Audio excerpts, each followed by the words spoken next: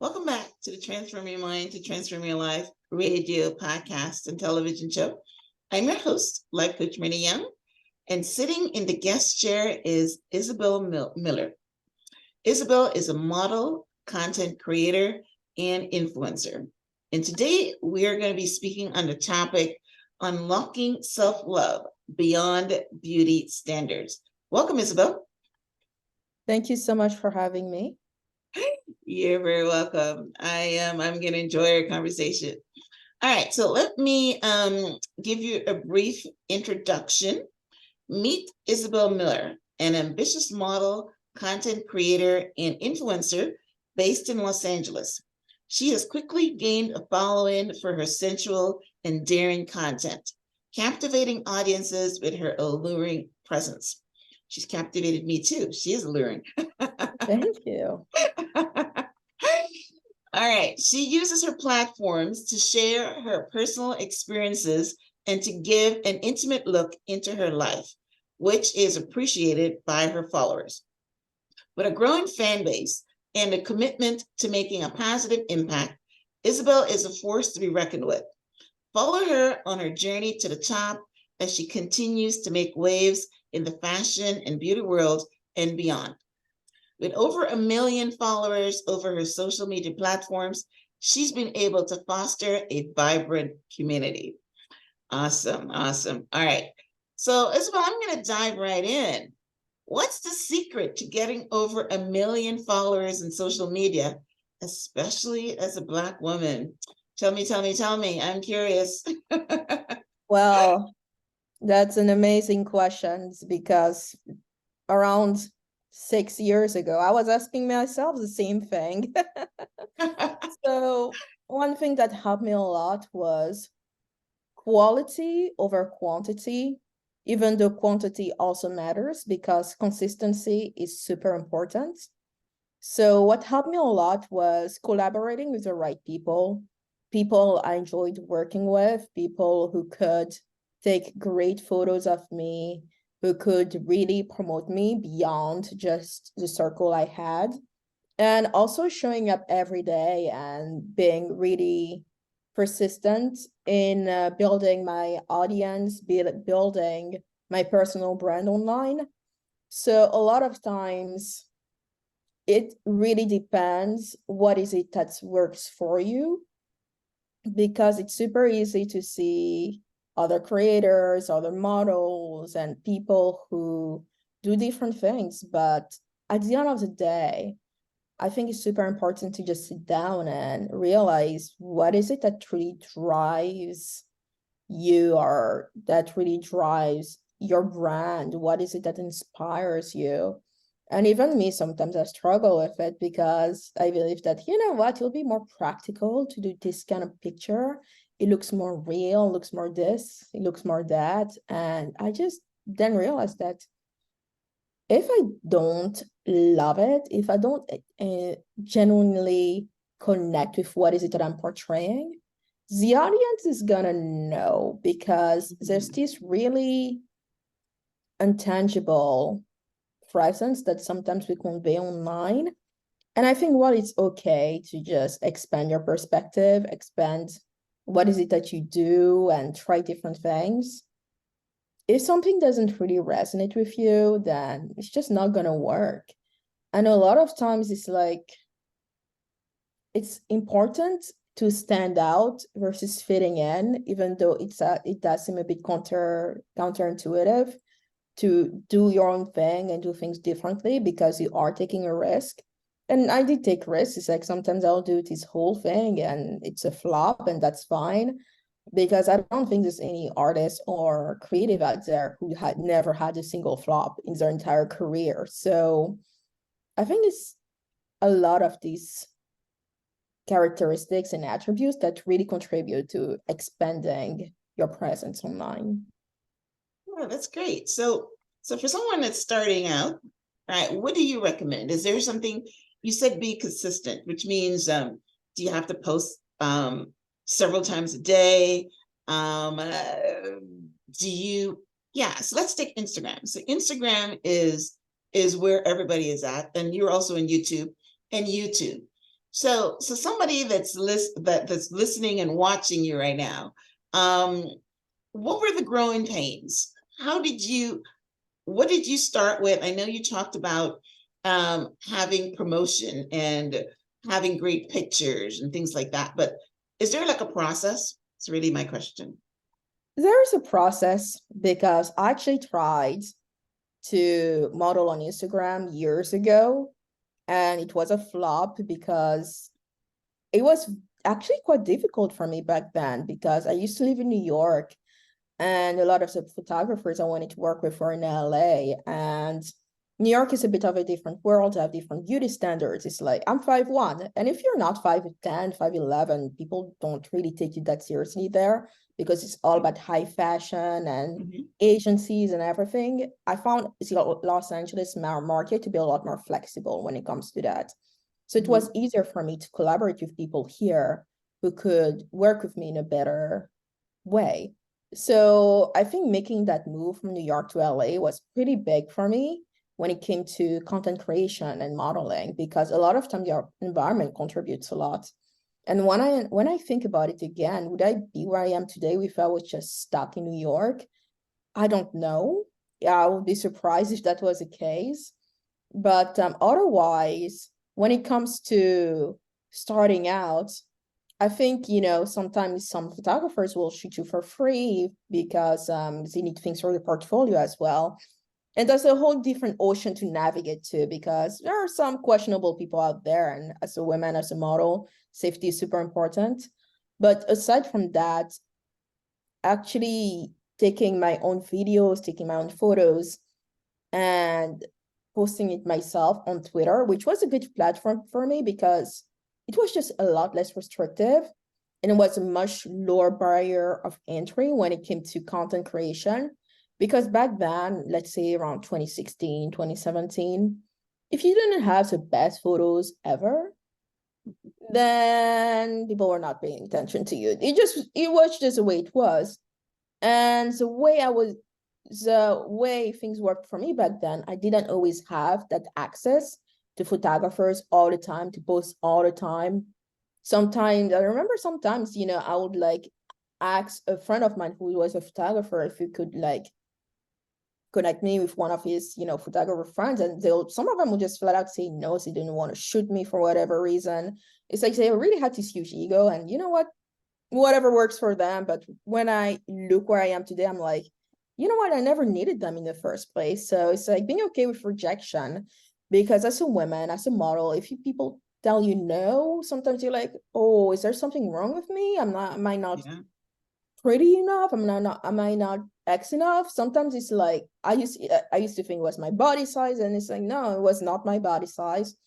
Sometimes, especially if you're darker skin, unfortunately, it depends. It really depends, because I feel like sometimes if you are darker skin, they expect you to fit into this box and, look a certain way, act a certain way, and really portray yourself as their muse. So you have to also work with people who are flexible, who are not so stuck in their vision that they just cannot see you at all. And that's something that I've learned a lot, because there are some photographers whose work I loved, but working with them in person, you can really feel that disconnect. Whereas like they only work with you because you paid them. And that's such a crappy feeling at the end of the day, no matter how things turned out, that I've realized, you know what, I deserve better than that. And I will take my time to discover who it is. And listen, if you work with somebody the first time, it's always going to be, a surprise. So sometimes there needs to be that mix of great work and great chemistry between you and the person you're working with.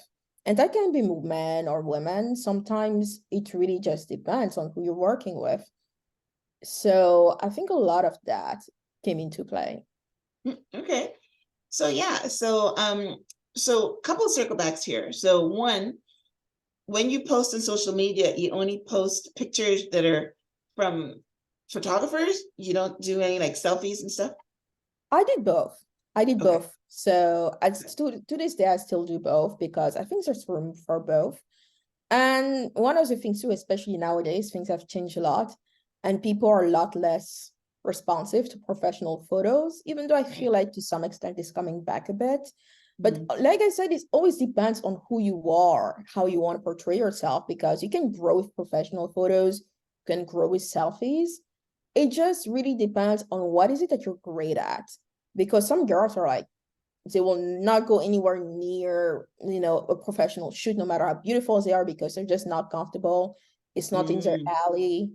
And Right. sometimes I've seen it myself because I followed some models that used to do professional shoots and used to take their own pictures, and you could tell the difference. So Yeah, it really it's totally matters on different. how is it Right. that you shine as a person, and to really accept that, because people sometimes will try to give you advice and feedback and change you. And I think it really depends from a business perspective as well. Where does this image fit, and where does this image, we can take a step back. Okay. Yeah, and the second circle back I had is you've got a thriving YouTube channel. How do you create content for that? So YouTube channel was something I wanted to do for a while, but it has such, I think, as far as social media, it is the area that has the highest bar of entry. And it was very intimidating for me because I was already running my own social media platforms between Twitter, Instagram, and TikTok. It's a lot of content for all these three platforms. And when you add YouTube to that table, it becomes a lot. But that was something that I really was interested in doing. So I did partner with a company that helped me edit the videos and make the thumbnails and come up with some ideas. It was great to work with them for a while, but I also needed to be honest with myself and realize that, hey, this is a lot on my plate. So I took Yeah. a step back from YouTube for now. I don't know if I'll go back. So I don't know. One day I might sell the channel. I have no idea. But Yeah. for Well, I now, I looked at think, some of your videos. So yeah, so that's great. But yeah, you're right. People don't recognize that. Everybody talks about YouTube and everybody's making all this money in YouTube. And actually I just read something that says that YouTube is where most podcasts now are being consumed. So YouTube is really big, it's no longer, Apple or Spotify. People are going to YouTube. So which is why I record in video, and my YouTube channel is what's allowing a lot of people to find my podcast. So it's really good. But what you just said is that the bar for being a creator and putting out, individual content. I'm just putting out a podcast. But if you are, having to, just do videos and go outside and shoot them, or do this or whatever, you're correct. The bar is a little higher, and you've got to, yeah, the guys that make a lot of money, like Casey Neistat or whatever, yeah, that has 10 million, you know him, right? 10 million yeah, followers, or exactly. maybe even more than that. He's out there flying around on a skateboard and doing all these fancy things. And that's the bar. If you're going to be a creator, that's basically what you need to do. So I hear Yeah, you. either that or it's Mr. Beast with his like $5 million videos and everything. And I think it's all fantastic and all, but I also believe that there is room for everyone out there who genuinely wants to be on the platform. Because the content that I consume more often, those are women who are just living their life. They have their tiny cameras and they're just recording things organically.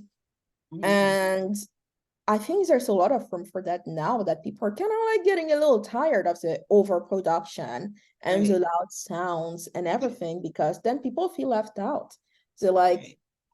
imagine you have someone who dreams of being a YouTuber, who dreams of creating content, and they see a Casey Neistat, they see a Mr. Beast, they see another, big channel that has these 20 million, 25 million, I don't know, 100 million subscribers.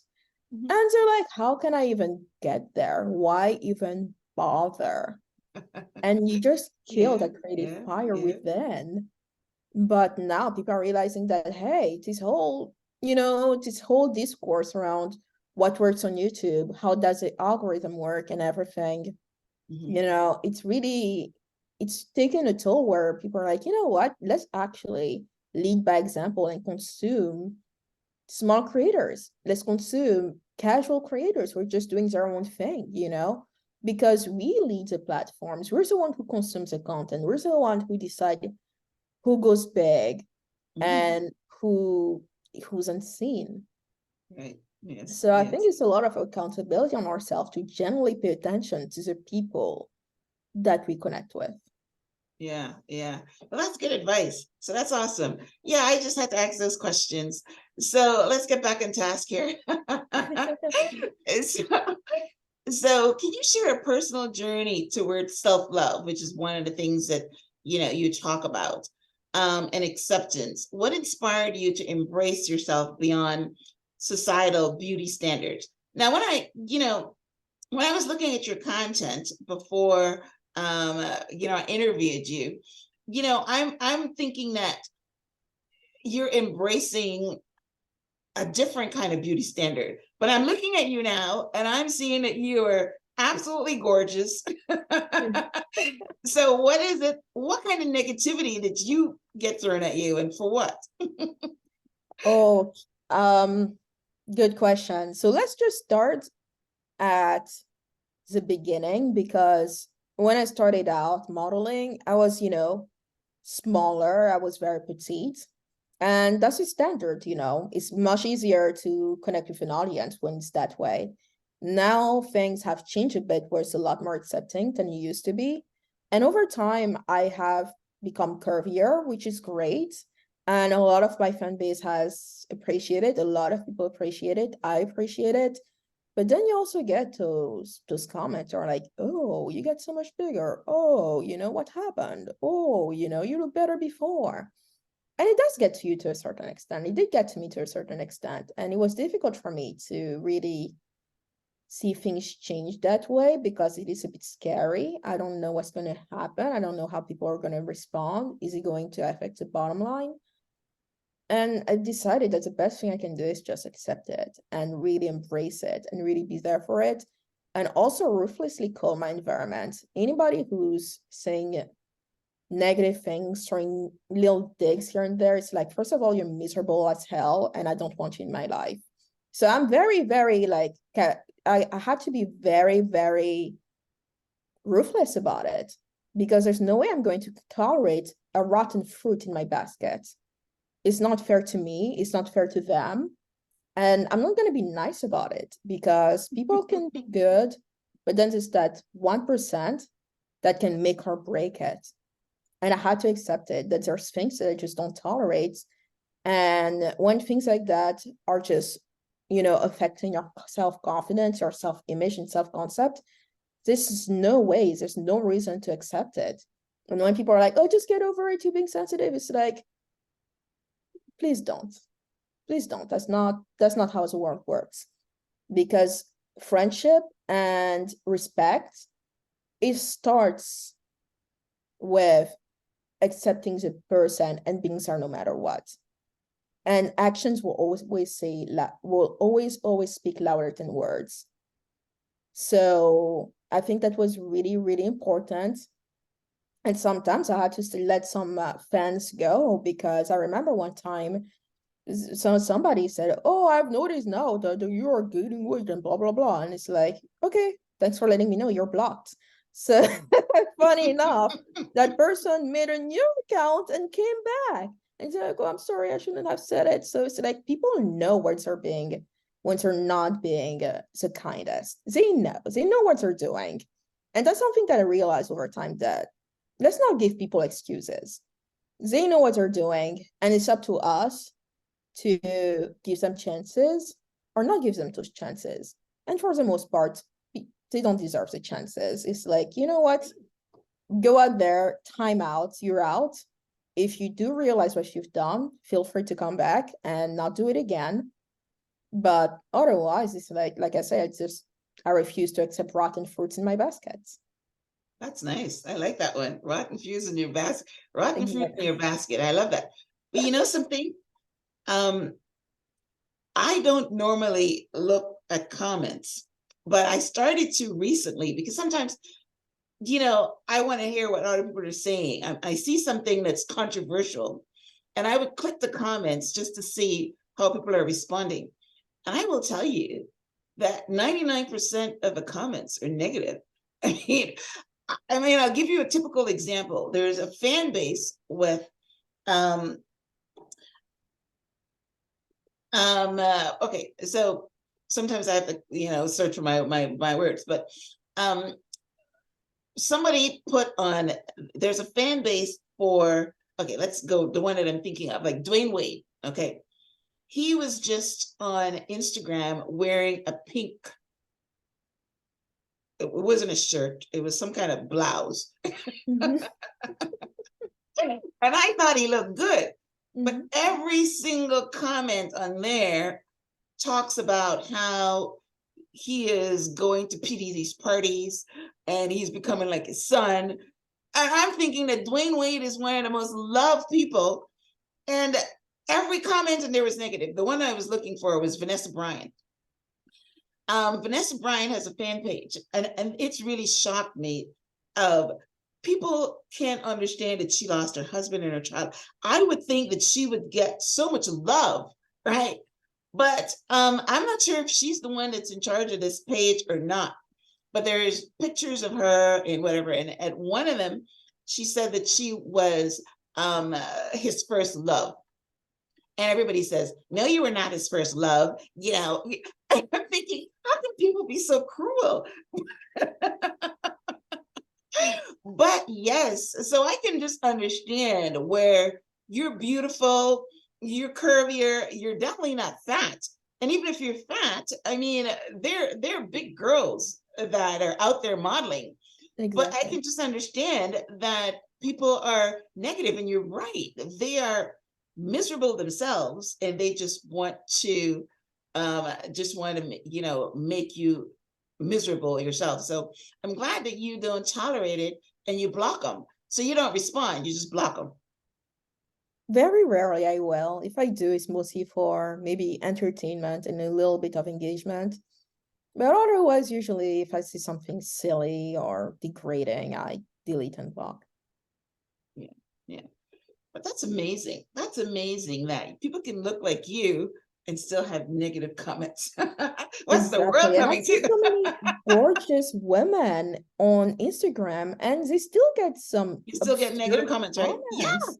It but I'm doesn't telling even you, matter who it's you it's are. like it is like really, really bad. I've heard about them calling trolls and on Instagram and internet, and I've seen a couple people turn off comments, and now I know why, because there's people in there that don't have a nice thing to say. I don't believe it. I can't believe it. I haven't had it yet in mine. I'm not as popular. But as you get higher up the chain, there it's going to come, you know. So that's amazing. All right.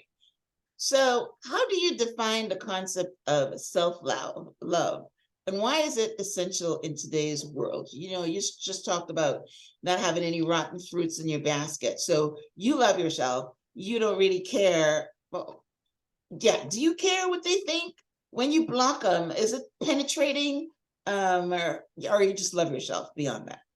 I love myself beyond that. I think over the years I've learned that, you know what, sometimes there's just nonsense around and you just have to sweep the garbage off the garbage off the floor and that's it. So I have pretty thick skin now that, I've been online for a while and I don't take those things as personally anymore.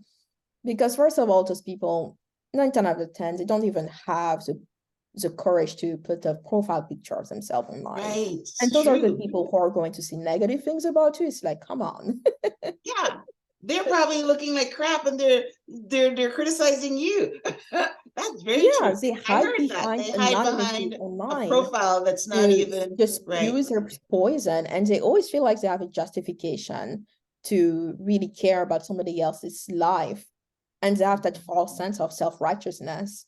Well, it's just a facade. That's all it is. Because I think sometimes people expect perfection out of public figures.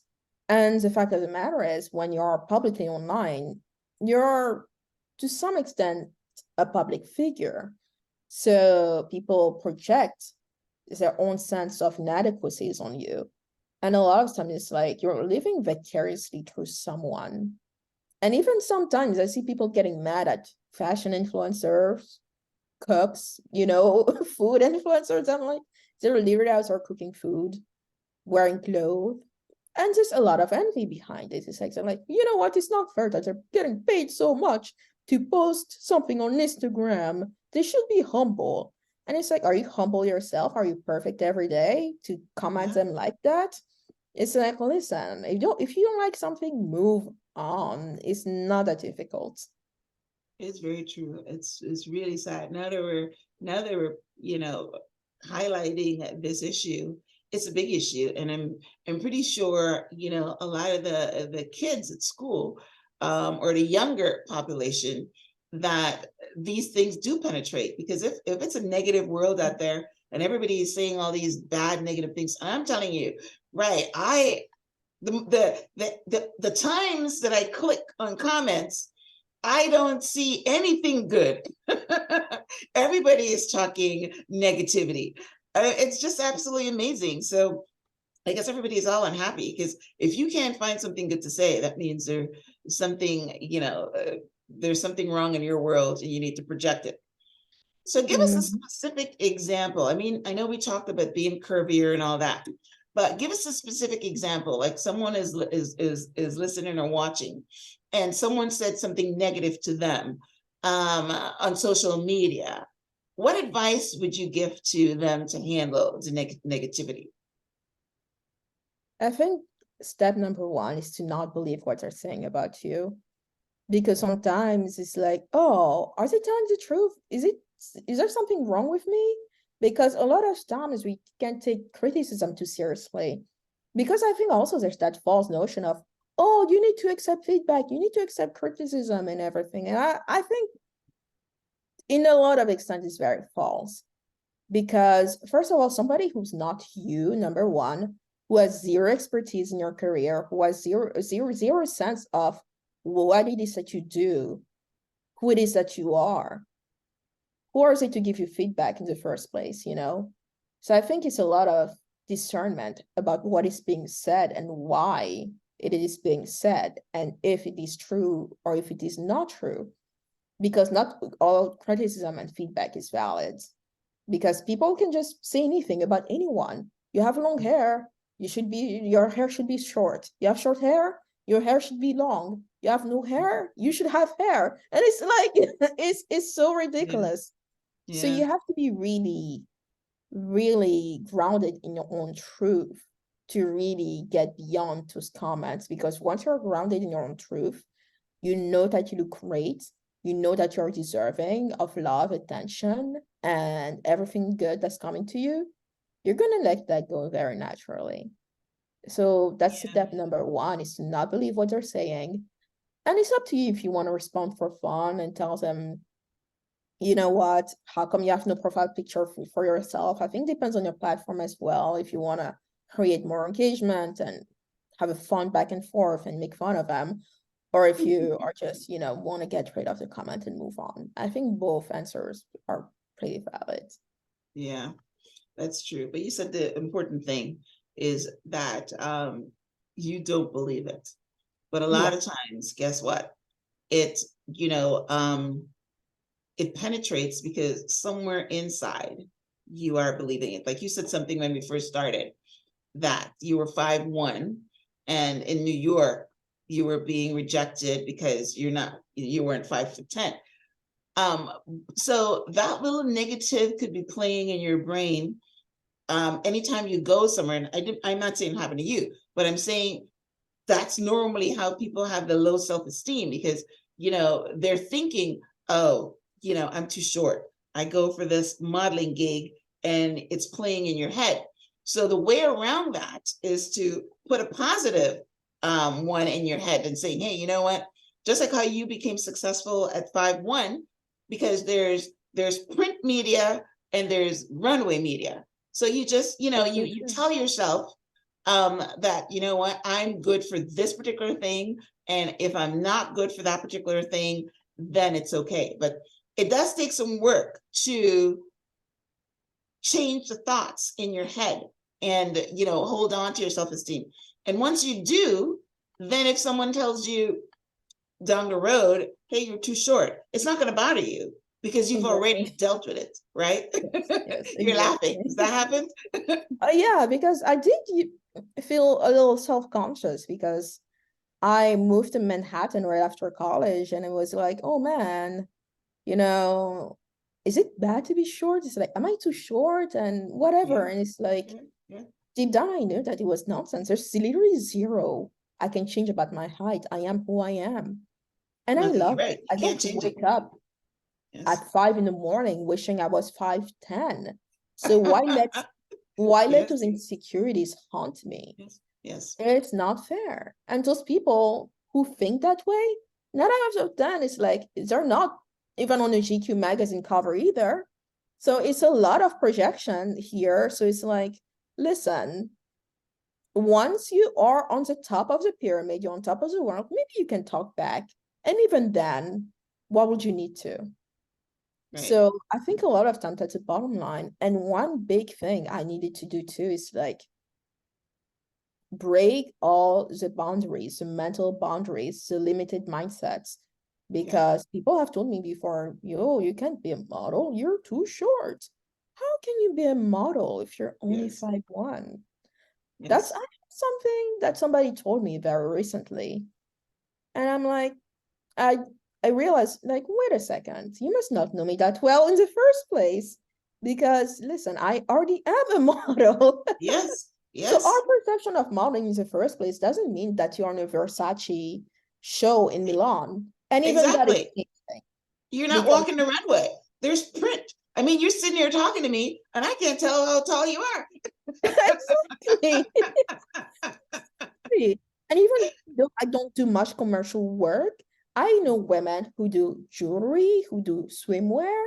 Yes, It is so absurd that people put all that limited mindset in their own head and want to project that on you to make you feel worse because they don't feel that great about themselves. And it's a lot of discernment that you have to do when it comes to people projecting their limited mindset on you. It's almost like you need an umbrella or shield and say, you're not invited here, goodbye. yeah, yeah, yeah, exactly. So yeah, I just had to cover that. Yeah, don't let it in.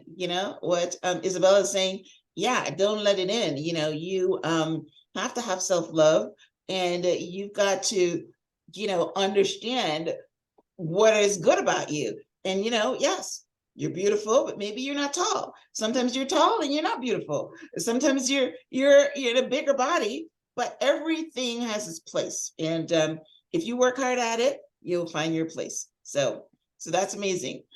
So I can understand now why you're an influencer, because yeah, you've got this platform that you're using your beauty and you're using to help women to embrace self-love. And we're talking about, yeah, maybe 5'1", you were petite, and as you get older, that's what happens. You get more curvier. Women get children and they get bustier and things like that. But yeah, I mean, that old standard anyway of thin as a rail, I think has gone out. I think it's still It's here. coming back, actually, now that I It's say still that. here It because went out listen, and it's coming back. everybody's taking Ozempic now, so I was just that actually just popped into my head. Everybody is super skinny because you're right. Everybody is on this weight loss drug. But there's a time when everybody had the breasts and the boobs and the curves, and it was in. exactly, exactly. I think that's just a cycle of life. People Yeah. switch around. What is it that they like? What is it that they Yes. don't? And it's just human nature. Yes, it does. It's just like the mini skirt. It goes around and it comes back. So now thin is in again. Right. All right. So what I was saying, so you're a model, you're a content creator, and you're an influencer. So tell us about your influence and platform. What do you want people to know about what you do? And And what's your mission on that with that? I think fundamentally, especially more recently, is primarily to just have fun with it, to just have fun and really work with people that I love working with, creating great things, having great ideas. It's a bit less of a hustle for me than it is of a mean of self-expression. I don't necessarily go out of my way to try to influence or to try to put myself on a pedestal. It's more of a whatever you take out of it, whatever you identify with, whatever you love about it, go for it, you know? It's like a free space, almost like a blank slate that you can connect with, even though it's not very blank. But the best way I can express it is just enjoy what you love about what is it that I'm creating. Yeah, that's good. That's good. Yes. Yeah, they follow you because, you know, what you're creating, what you're putting out there, they obviously like to look at you and your content. So that's pretty good. So what are your handles? What's your Instagram handle? So right now my Instagram is temporarily down. So my current backup is Belle Miller Official. And my YouTube channel is Isabel Miller. And my TikTok is It's Isabel Miller. Okay, so that's easy. So your name and Belle Miller Official is temporary Instagram. Okay. Yes, it is. All right. Yeah. So what I will do in the show notes, I would link out to your, you know, your TikTok, Instagram, and you said Facebook? Facebook YouTube. is Isabel Miller? No, YouTube. YouTube. Okay. Yes. You don't have Facebook? Facebook, I'm not active on Facebook. You're not active on Facebook? Wow. Sign of the times, huh? All right. YouTube. All right. Isabel Miller. Yeah. So I will definitely link out to in the show notes to your handles. And yeah, so listen, thank you so much for being on the show, Isabel. Thank you so much for gracing us with your beauty and positive statements and you know, teaching people about self-image and learning to accept themselves. And you know, we also talked about, yeah, there's trolling on at least the ones I see is on Instagram. I'm not sure where else they are, but there's trolls on Instagram and they have nothing good to say. So if you're getting negative comments about something, you know, that you're maybe be insecure about, then, you know, like Isabel says, you know, don't accept it. I love that statement. I'm definitely going to quote that. Don't have any rotten eggs in your basket. Yeah, don't accept it. Either block them or not let it penetrate. Right. So that's awesome. All right. So as we wrap up, any last words that you want to share? Well, I am very, very happy to be here today, and I hopefully believe that whoever is listening to this podcast is going to do great in life, and I wish them the best. All right. Yes. Yes. If you're listening to podcasts, you're in the self-improvement journey. And yes, we wish them the best. Well, Isabel, thank you so much for being on the show. Hey guys, listen, if you're watching this on YouTube, definitely hit the subscribe button. I will link out Isabel's channel. So you can also go check out her videos and on YouTube, on TikTok, and on Instagram. And definitely support her. She's trying to do some good work, and she definitely needs your support. So definitely go ahead and do that.